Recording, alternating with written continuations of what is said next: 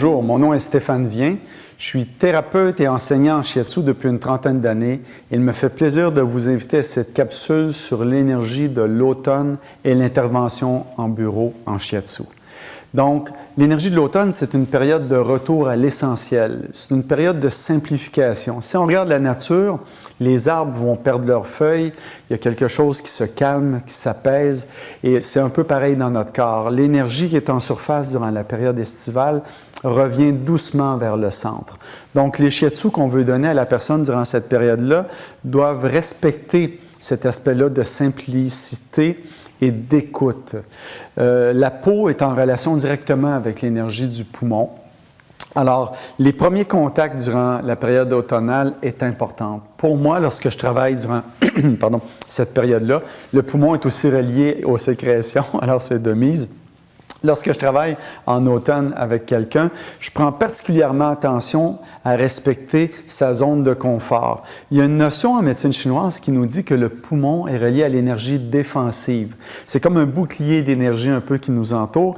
Et à l'automne, avec le froid qui s'installe, cette énergie-là doit être forte. Et je respecte cette énergie-là avec le travail de mes clients en étant bien à l'écoute des limites de la personne, en lui demandant la permission avant de contacter son corps physique, en prenant attention aussi lorsque je rentre dans sa bulle, dans sa zone de confort, à m'assurer que la personne se sent bien. Cette énergie défensive-là est présente, oui, dans la nature, mais aussi dans nos relations aux autres. Alors, comme thérapeute en shiatsu, je veux stimuler cette énergie-là et une bonne façon de le faire, c'est de la respecter dès le premier contact avec la personne. Une autre chose aussi dans mon intervention, je veux être capable d'aller chercher un peu plus en profondeur pour capter son énergie. En été, l'énergie est en surface. En automne, ça me demande d'aller faire des appuis un peu plus prononcés, un peu plus profonds pour contacter le ki. Donc, simplifier, travailler doucement, aller un peu plus en profondeur, toujours en respectant la zone de confort de ma personne. Et je veux également, parce que cette énergie-là est en contraction, proposer à la personne dans mon travail une certaine ouverture. Donc, des étirements léger afin de permettre que le corps se détende et soit ouvert. Et vous voyez actuellement, ma cliente est assise. Pourquoi cette position-là? C'est que j'aime bien travailler lorsqu'on parle du poumon dans cette position-là. Ici, on a la région de Masunaga qui est reliée au poumon. On a le méridien du poumon qui est ici à l'avant. Donc, j'aime bien prendre le temps de travailler du moins les premières minutes en ouverture avec la personne pour ouvrir le méridien du poumon, lui permettre de bien respirer. Et ici, il y a encore une fois une petite chose qu'on peut faire pour aider ça, c'est avec l'index, aller chercher le point 9 du cœur.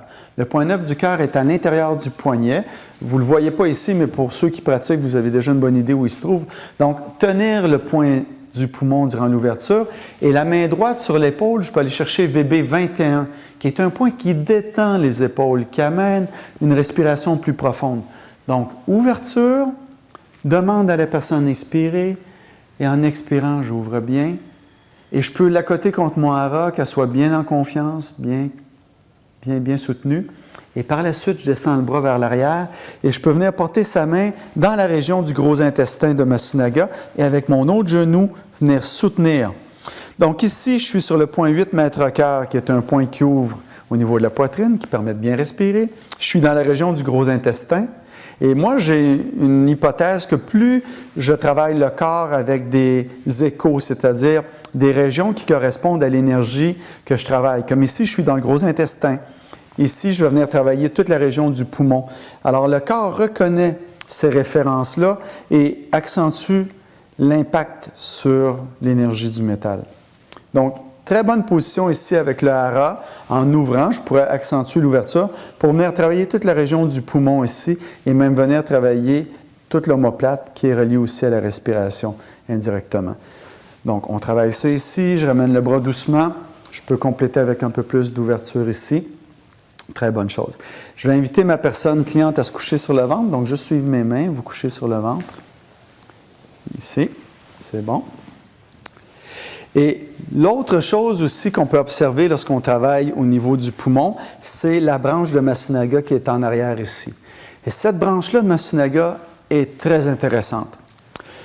Pour ceux qui connaissent les méridiens classiques, c'est le méridien de la vessie qui se trouve ici. Masunaga a rajouté une branche du poumon dans cette région-là et l'impact de cette branche-là est qu'elle calme énormément le système nerveux. Donc ici au Québec, on a une expression « respire par le nez » lorsque quelqu'un est trop stressé ou s'énerve.